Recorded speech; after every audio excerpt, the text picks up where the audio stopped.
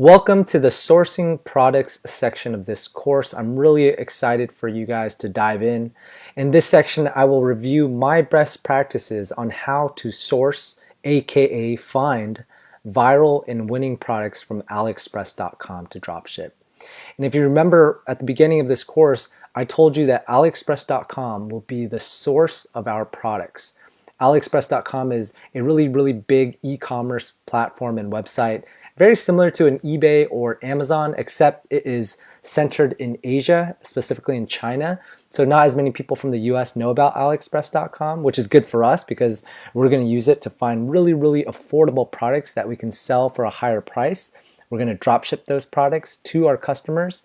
And I'm going to talk to you about all the different strategies of how to find good products, but also things that you want to avoid. I've been drop shipping for a long time, and I know things that you should do, and I definitely know things you don't want to do, all right? And here's just a quick outline of some of the lectures within this section.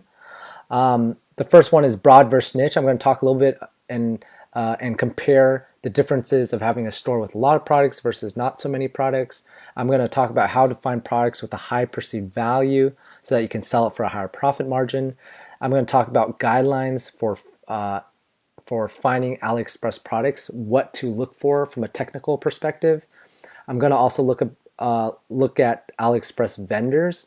Vendors are like eBay stores, right? They're people that sell products on eBay, but a vendor on AliExpress is a person that sells products on AliExpress. It's very similar to eBay and Amazon. I'm going to talk about the technical things you want to look for when choosing a vendor to work with. I'm going to talk about why working with less vendors is better than working with more. I'm going to talk about strategies for determining what kind of niche or product you want to sell. So I'm going to talk about how you can leverage Google Trends as a platform and tool to find a good product. I'm going to talk about how to steal products from other websites ethically. I'm going to talk about how to steal products from Wish.com, which is a AliExpress curated website. I'm going to talk about e-packet shipping. I'm going to talk about how to avoid copyright, and I'm going to talk about how to utilize the multiple variant strategy. So there's a lot going on in this section, so let's dive in.